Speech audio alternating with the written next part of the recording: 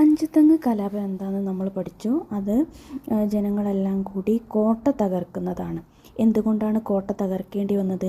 ജനങ്ങൾക്കെതിരെയുള്ള ചൂഷണവും അവഹേളനവും ഇല്ലാതാക്കാൻ ആർക്ക് കഴിഞ്ഞില്ല?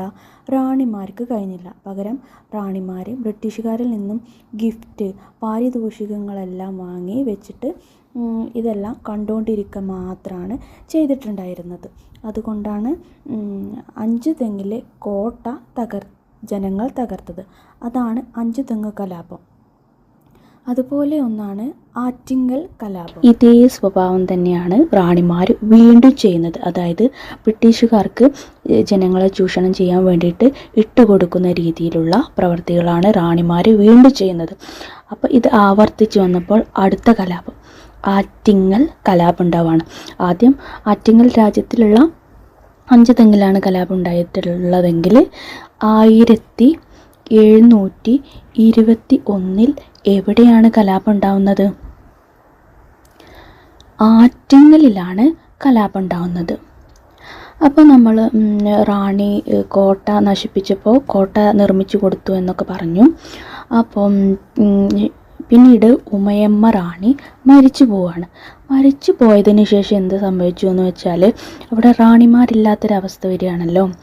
അപ്പോൾ ഗിഫ്റ്റുകളൊന്നും കൊടുക്കുന്നില്ല. അതായത് ബ്രിട്ടീഷുകാർക്ക് ഈ റാണിയെ പിടിച്ചു പറ്റാൻ വേണ്ടിയിട്ട്, റാണിയുടെ മനസ്സ് പിടിച്ചു പറ്റാൻ വേണ്ടിയിട്ട് ഗിഫ്റ്റുകളൊന്നും കൊടുക്കേണ്ട ആവശ്യം വരുന്നില്ല. അപ്പോൾ അതിന് ശേഷം കൊല്ലം ദേശവാഴിയുടെ സിസ്റ്ററാണ് പിന്നീട് റാണിയായിട്ട് വരുന്നത്. അപ്പം ഈ കൊല്ലം ദേശവാഴിയുടെ സിസ്റ്ററായിട്ടുള്ള റാണിയുമായിട്ട് ബന്ധപ്പെട്ടിട്ടുള്ള ഒരു ഇഷ്യൂ ആണ് ആറ്റിങ്ങൽ കലാപം എന്ന് പറയുന്നത്. നേരത്തെ അഞ്ചുതെങ്ങ് കലാപം ഏതായിരുന്നു? ഉമയമ്മ റാണിയുമായിട്ട് ബന്ധപ്പെട്ടതായിരുന്നു. അപ്പോൾ ആറ്റിങ്ങൽ കലാപം എന്ന് പറഞ്ഞത് ഈ ചിത്രത്തിൽ തന്നെയുണ്ട്. ഇതാണ് ഈ ചിത്രത്തിലുള്ള ഈ വെള്ള വസ്ത്രം ധരിച്ചിട്ടുള്ള ആൾക്കാരാണ് 8 വീട്ടിൽ പിള്ളമാർ.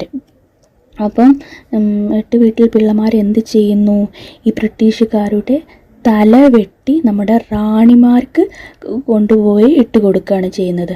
അതായത് റാണിയോടുള്ള ദേഷ്യം കാരണമാണ് ഇങ്ങനെ ചെയ്യുന്നത്. എന്തുകൊണ്ടാണ് ദേഷ്യം?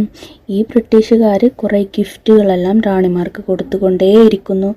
എന്തിനാണ് ഗിഫ്റ്റുകൾ കൊടുക്കുന്നത്? ബ്രിട്ടീഷുകാരൻ നമ്മളെ ചൂഷണം ചെയ്യുമ്പോൾ ചോദ്യം ചോദിക്കാതിരിക്കാൻ വേണ്ടിയിട്ടും അങ്ങനെ കാര്യങ്ങൾക്കൊക്കെ വേണ്ടിയിട്ട്. നമ്മൾ നേരത്തെ പറഞ്ഞു 8 വീട്ടിൽ പിള്ളമാരെന്താണ് മാർക്ക് എതിരായിട്ടാണ് നിൽക്കുന്നത് അല്ലേ. അപ്പോൾ അതായത് ഈ ബ്രിട്ടീഷുകാർ ഗിഫ്റ്റുകളെല്ലാം റാണിമാർക്ക് കൊടുക്കുമ്പോൾ അത് ഇവർ വഴിയായിരിക്കണം, മാടമ്പിമാർ വഴിയായിരിക്കണം റാണിയിലേക്ക് എത്താൻ. അതായത് മാടമ്പിമാർക്കും അതിലൊരു വിഹിതം വേണം എന്നുള്ളൊരാഗ്രഹം അവർക്കുണ്ട്. അപ്പം ഈ റാണിമാർക്ക് ഗിഫ്റ്റ് കൊണ്ടുപോയി കൊടുക്കുന്ന വഴി എന്ത് ചെയ്തു? മാടമ്പിമാരും ജനങ്ങളും ചേർന്നിട്ട് ബ്രിട്ടീഷുകാരുടെ തല വെട്ടുകയാണ് ചെയ്യുന്നത്. അതായത് ബ്രിട്ടീഷുകാരുടെ തലവന്മാരിൽ ഒരാളായിരുന്നു ഗിഫോർഡ്. ഗിഫോർഡിൻ്റെ കൂടെ 140ഓളം ആൾക്കാരുണ്ടായിരുന്നു. കൂടാതെ 30 സ്ലേവ്സും ഉണ്ടായിരുന്നു, 30 അടിമകളുണ്ടായിരുന്നു. എന്തിനായിരുന്നു ആ അടിമകൾ? ഈ 30 അടിമകൾ നമ്മുടെ ദേശവാഴിയുടെ സിസ്റ്ററായിട്ടുള്ള റാണിക്ക് വേണ്ടിയിട്ട് ഗിഫ്റ്റ് കൊടുക്കാനുള്ള അടിമകളായിരുന്നു. അപ്പോൾ എന്താണ്, 140 പേരെയും ഗിഫോർഡിനെയും തലവെട്ടി കൊന്നു. ഈ സംഭവമാണ് ആറ്റിങ്ങൽ കലാപം. എന്നാണ് ആറ്റിങ്ങൽ കലാപം ഉണ്ടായത്? 1721 ഏപ്രിൽ 15 അല്ലേ? 1721 ഏപ്രിൽ 15. ഇത് നമുക്ക് എങ്ങനെ പഠിക്കാം? അതായത് ഒരു വെട്ടി നമ്മൾ എന്തായി, 2 തുണ്ടമായി അല്ലേ. ഈ ചിത്രത്തിൽ കാണുന്നത് പോലെ തല വേറെയും ഉടല് വേറെയായിട്ട് മാറി. അപ്പം എന്താണ്, നമുക്ക് എഴുന്നേറ്റ് നിൽക്കാൻ പറ്റില്ലല്ലോ. അപ്പോൾ 1721 ഏപ്രിൽ 15. ഇത് ഈ ഒരു സംഭവം ഏപ്രിൽ ഫൂൾ പോലെ തോന്നുന്നുണ്ടല്ലേ, പക്ഷേ ഇത് റിയൽ ആയിട്ടുള്ളൊരു സംഭവമാണ്. അപ്പോൾ ഏപ്രിൽ 15 1721. എന്നിട്ട് ഇവരെന്ത് ചെയ്യുന്നു? നമ്മുടെ ബ്രിട്ടീഷുകാരുടെ തലയൊക്കെ വെട്ടിയെടുക്കുന്നു, ശിരസ് വെട്ടിയെടുക്കുന്നു. എന്നിട്ട് ഉടല് എങ്ങോട്ടെറിയുന്നു? ദാ ഈ കാണുന്ന പുഴയിലേക്ക് എറിയാണ് കേട്ടോ. ഈ പുഴയുടെ പേരാണ് വാമനപുരം പുഴ. വാമനപുരം പുഴ. ഇതിന് മറ്റൊരു പേരാണ് കൊല്ലം പുഴ. അപ്പോൾ എട്ടുവീട്ടിൽ പിള്ളമാർക്കിടയിൽ ഇതിന് നേതൃത്വം കൊടുത്തത് ആരാണ്? കുട്ടവൻ പിള്ള. കുട്ടവൻ പിള്ള. പേരിൽ ഒരു കുട്ടൻ എന്നൊക്കെ ഉണ്ട് അല്ലേ? ചെറിയൊരു പേരാണെങ്കിലും വളരെ വലിയൊരു സ്ഥാനമാണ് കുട്ടൻ പിള്ളക്ക് കിട്ടിയിട്ടുള്ളത് അല്ലേ? അപ്പം നേരത്തെ അഞ്ചുതെങ്ങ് കലാപം നേരിട്ട് ജനങ്ങളങ്ങ് കൊണ്ടുപോയി തീയിടാണ് ചെയ്തത്. പക്ഷേ ഇവിടെ എന്താണ് ചെയ്തത്? കോട്ടകൾക്ക് തീയിടുന്നല്ല ചെയ്തത്, നേരിട്ട് ബ്രിട്ടീഷുകാരെ വെട്ടിക്കൊലപ്പെടുത്താണ് ചെയ്തത്. അപ്പോൾ ഇതൊരു പ്ലാൻഡ് ആയിട്ടുള്ള കാര്യമാണ്, അതായത് സംഘടിതമാണ്. അതായത് കേരളത്തിലെ ആദ്യത്തെ സംഘടിത കലാപമാണ് ആറ്റിങ്ങൽ കലാപം. അതായത് തലവെട്ടി ആറ്റിൽ എറിഞ്ഞു എന്ന് നമ്മൾ കോഡാക്കി മാറ്റിയാൽ മതി. പിന്നീട് എന്താണ് സംഭവിക്കുന്നതെന്ന് വെച്ചാൽ ഈ ബ്രിട്ടീഷുകാരുടെ തലകളെല്ലാം നമ്മൾ വെട്ടിയെടുത്തല്ലോ, അത് കൊണ്ടുപോയി റാണിയുടെ വീട്ടിൽ കൊട്ടാരത്തിൽ കൊണ്ടുപോയി ഇടുകയാണ് ചെയ്യുന്നത്.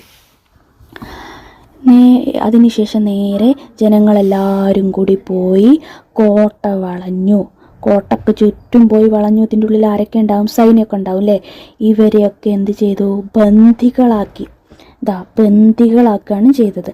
എന്നിട്ട് 200ഓളം ദിവസം നമ്മൾ ഈ കോട്ടക്കുള്ളിൽ തന്നെ സഹവസിക്കുകയാണ് ചെയ്തത്. അതായത് കോട്ടയുടെ ആധിപത്യം നമ്മൾ ഏറ്റെടുത്തു എന്നുള്ള നിലക്ക്. അപ്പോൾ നമ്മൾ വിചാരിക്കുന്നു നമ്മൾ വിജയിച്ചു കഴിഞ്ഞു എന്ന് നമ്മൾ വിചാരിക്കും. പക്ഷെ എന്താണ് പിന്നീട് ഉണ്ടാവുന്നത്? ബ്രിട്ടീഷുകാർക്ക് കുറേ സൈന്യം ഉണ്ടല്ലോ ഇന്ത്യയിലൊട്ടാകെ. അപ്പോൾ തലശ്ശേരിയിലുള്ള സൈന്യത്തെ വിളിച്ചു വരുത്തി ഇത് അടിച്ചമർത്താണ് ചെയ്യുന്നത്. അപ്പോൾ ഇതിൻ്റെ ഫലം എന്താണ്? നമ്മുടെ തോൽവിയാണ് ഇതിൻ്റെ ഫലം.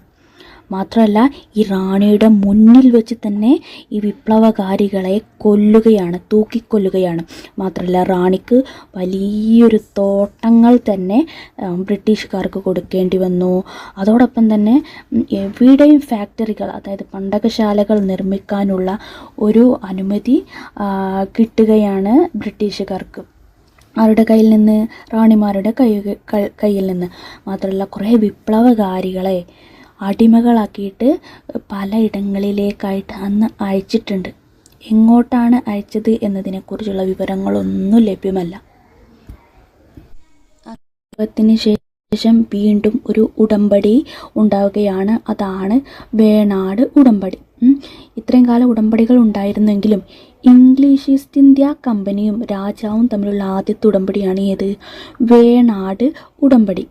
ആദ്യത്തെ സംഘടിത കലാപം, ആദ്യത്തെ അസംഘടിത കലാപം, ആദ്യത്തെ രാജാവും ഇംഗ്ലീഷ് ഈസ്റ്റ് ഇന്ത്യ കമ്പനിയുമായിട്ടുള്ള ഉടമ്പടി അല്ലേ?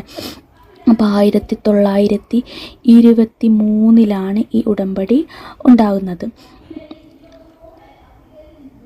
ആരുമായിട്ടാണ് ഉണ്ടാകുന്നത്? നമ്മൾ നേരത്തെ പറഞ്ഞു ഇംഗ്ലീഷ് ഈസ്റ്റ് ഇന്ത്യ കമ്പനിയും രാജാവും തമ്മിലാണ്. അപ്പം ഇതിൽ രാമവർമ്മ മുതൽ മാർത്താണ്ഡവർമ്മ വരെ ഉള്ള കാലഘട്ടത്തിലായിരുന്നു ഈ ഒരു ഉടമ്പടി ഉണ്ടായിരുന്നത് എന്നൊക്കെ പറയുന്നുണ്ട്. പക്ഷേ ഏത് രാജാവാണ് ഒപ്പിട്ടത് എന്ന് ചോദിച്ചാൽ മാർത്താണ്ഡവർമ്മയാണ്. അതിനെക്കുറിച്ചുള്ള അധിക വിവരങ്ങൾ നമുക്ക് ലഭ്യമല്ല. അപ്പോൾ ബ്രിട്ടീഷുകാരുടെ കീഴിൽ ആരായിരുന്നു? അലക്സാണ്ടർ ഓം മാർത്താണ്ഡവർമ്മയായിട്ട് ഒപ്പിട്ടിട്ടുണ്ടായിരുന്നത്. ഇങ്ങനെയൊരു ഉടമ്പടിയായിട്ട് നമുക്ക് മനസ്സിൽ വിചാരിക്കേണ്ടി വരും. അപ്പോൾ ഇതിൽ എന്തൊക്കെ കാര്യങ്ങളാണ് പറഞ്ഞിട്ടുള്ളത്? പെപ്പർ, അതായത് കുരുമുളകിൻ്റെ കുത്തക വേണം. പിന്നെ നമ്മൾ തമ്മിൽ സൗഹൃദത്തിലാവണം. പിന്നെ ഞങ്ങൾ നിങ്ങൾക്ക് സംരക്ഷണം തരാം, നിങ്ങൾ ഞങ്ങൾക്കും സംരക്ഷണം തരണം. ഇങ്ങനെയാണ് നമ്മുടെ ആറ്റിങ്ങൽ കലാപം അവസാനിക്കുന്നത്. നമുക്ക് തോൽവി തന്നെയാണ് സംഭവിക്കുന്നത്. അപ്പോൾ എല്ലാത്തിൻ്റെയും പ്രഥമ കാരണം എന്ന് പറയുന്നത് ആരാണ്? റാണിയാണ്. നമ്മളെ ചൂഷണം ചെയ്യാൻ വേണ്ടിയിട്ട് റാണിമാർ